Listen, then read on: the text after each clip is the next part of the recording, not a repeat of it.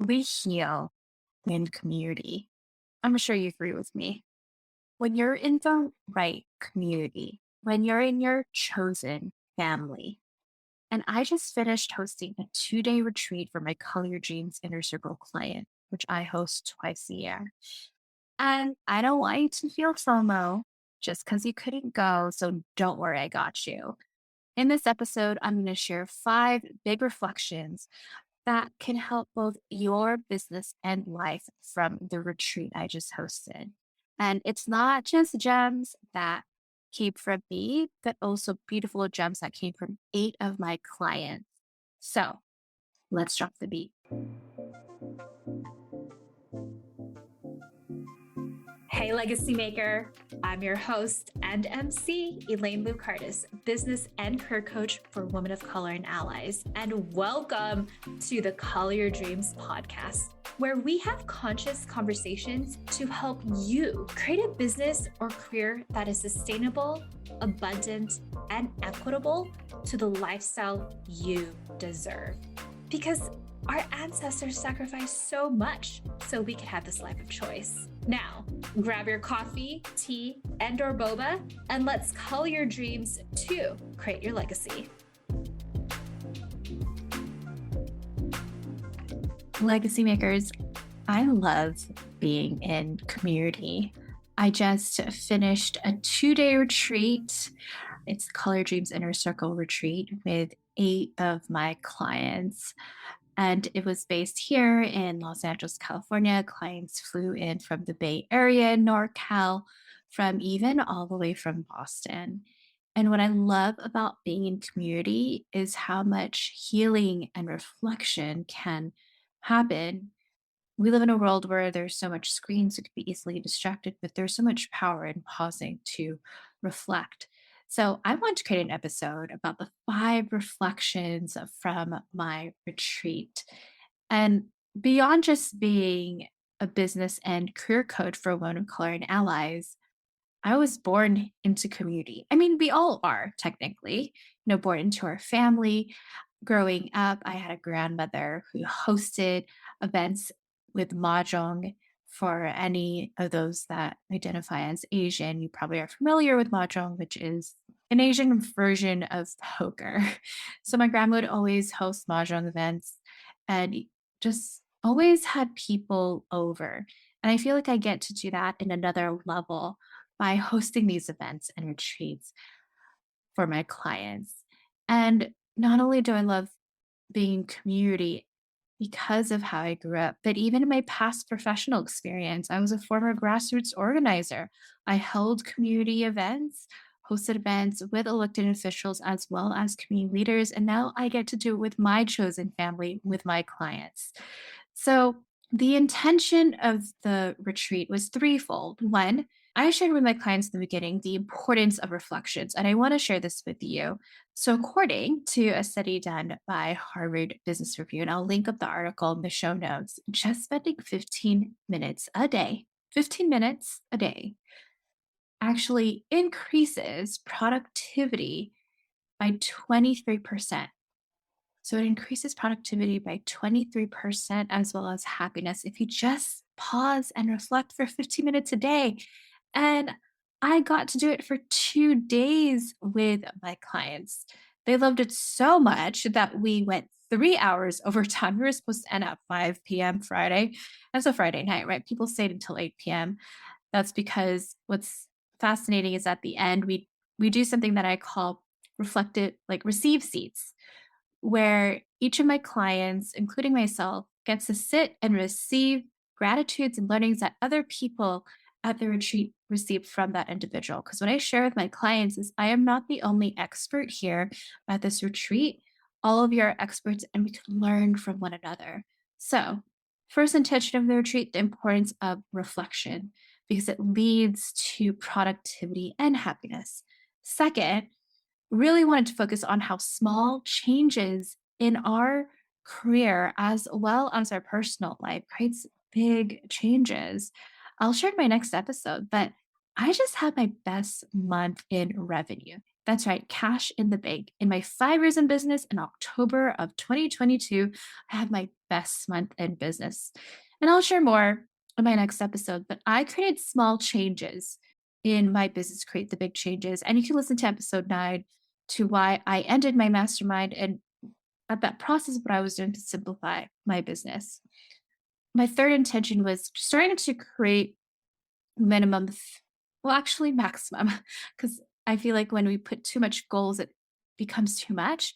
So creating 3 goals for 2023. And here was the hard part, making sure one of them is personal. And I share that because living in this culture and society, we want all of our goals to be professional and career wise. But I just wanted to make sure, hey, add the personal. So, just like I shared, when I tell my clients, I'm not the only expert in this room, all of you are.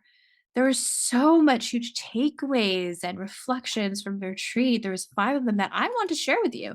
And I will obviously acknowledge the people that brought up these concepts, but the discussions that happened, it was just so profound.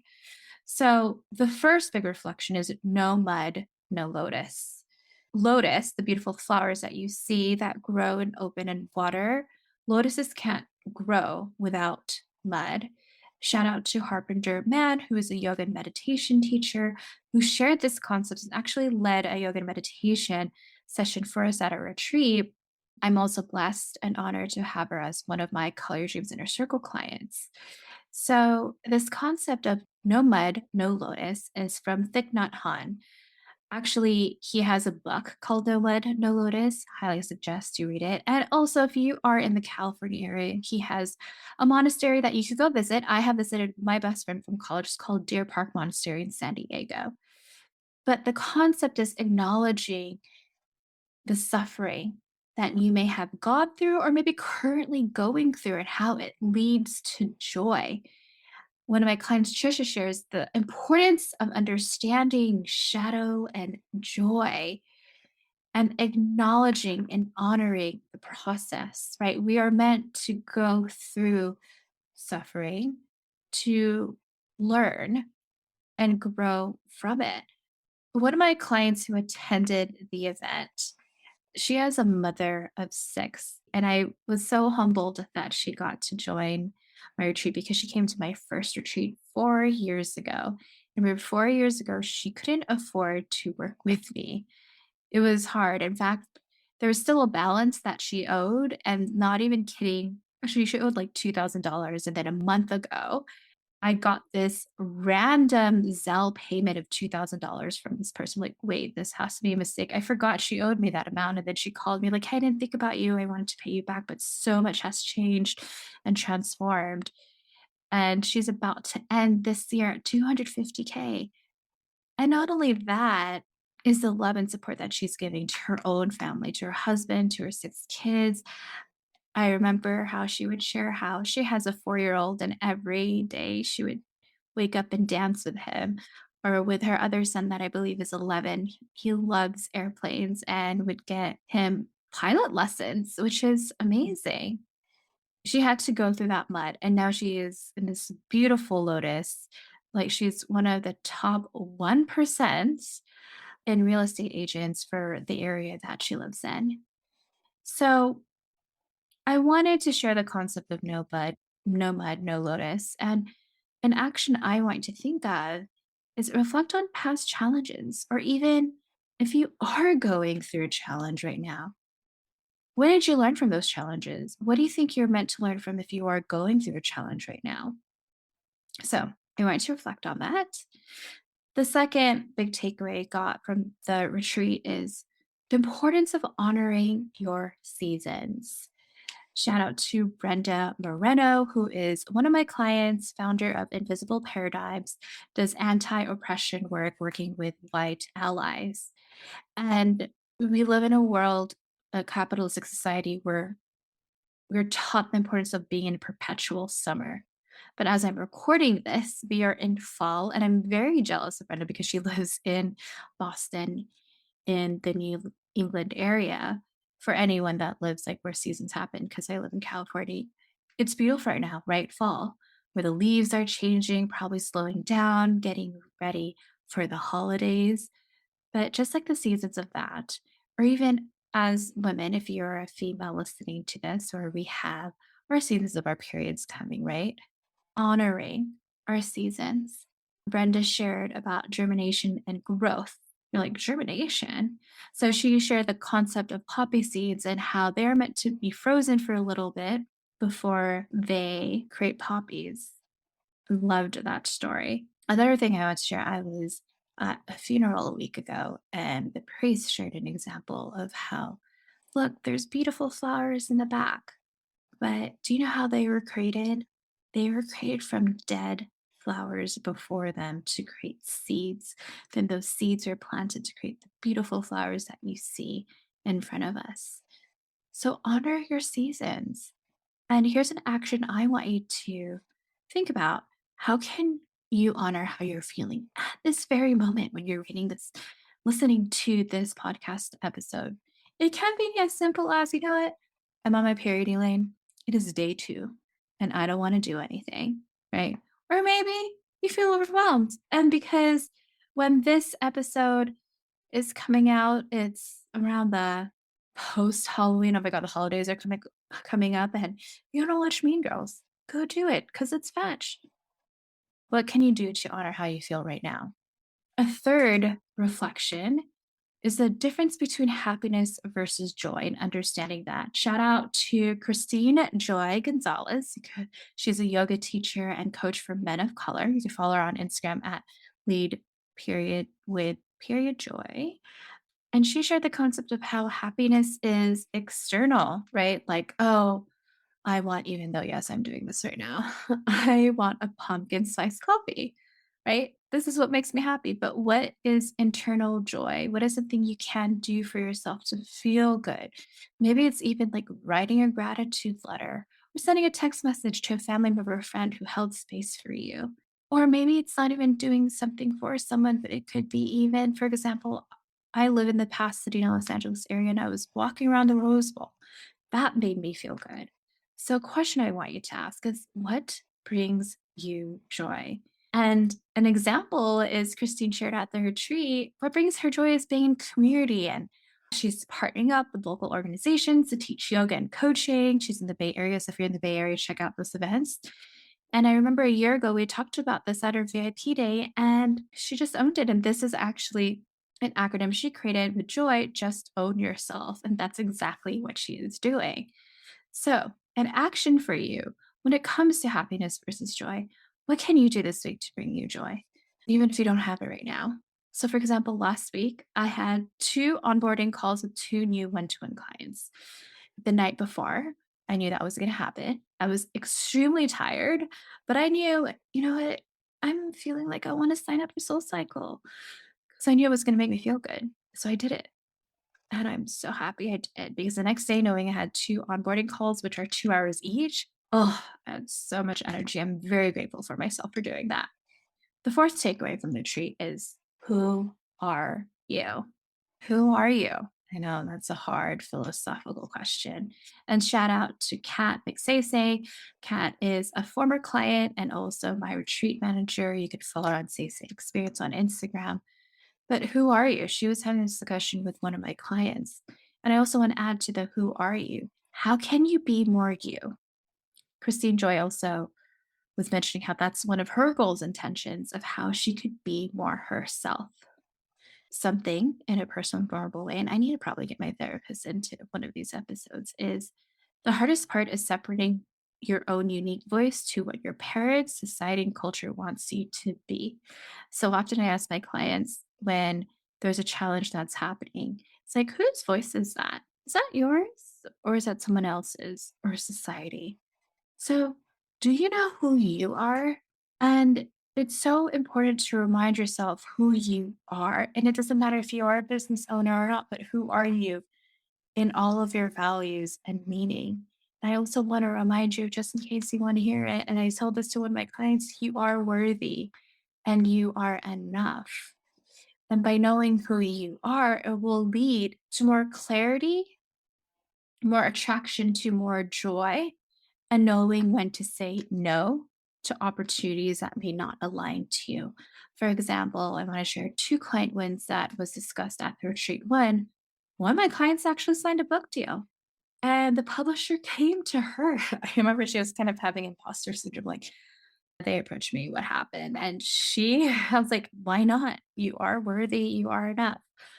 Another client, we were doing some social media marketing. Shout out to Pat, as well as my other client, Jenny Bells, who was doing some social media auditing to my clients. And she was sharing, I hate Instagram. So we were talking about, like, okay, we'll do this, this, and this. But then she realized, wait, I'm a LinkedIn instructor. I've had people sign up from my email list on LinkedIn. And then we just asked her, so why do you need to use Instagram if that's not what you like using? Why don't you just use LinkedIn? Then we edited her LinkedIn to include, and if you are a business owner and you have LinkedIn, highly recommend, but we edited her website URL on LinkedIn to put her call link because she has a 100% conversion rate to schedule calls. When she did that, one person already signed up for a call with her. And the reason why LinkedIn works for her is that she works with CEOs and C suites when it comes to organizing. So, knowing what brings her joy, who she is, who she works with, that allowed her to realize, why do I need to waste time doing Instagram that I don't like when I could just do this on LinkedIn? So, here's an action for you right now when it comes to who are you and how you can be more you. I want you to reflect, who are you right now? And it's okay if you are different from who you were 6 months ago, a year ago, 5 years ago, high school, college, grade school. Who are you at this very moment? Acknowledge and be grateful for who you have been before. And how can you be more of you right now? The fifth takeaway, and also shout out to Brenda Moreno. How are you being an independent scholar?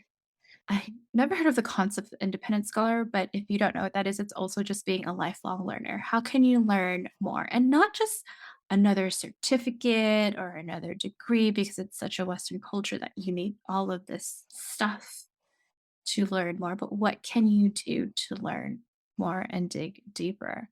Like one of my clients, so we had Lydia from the Pink Crow Shop, a former client of mine, lead a Reiki and theta healing session for my clients. We always do it for all my retreats.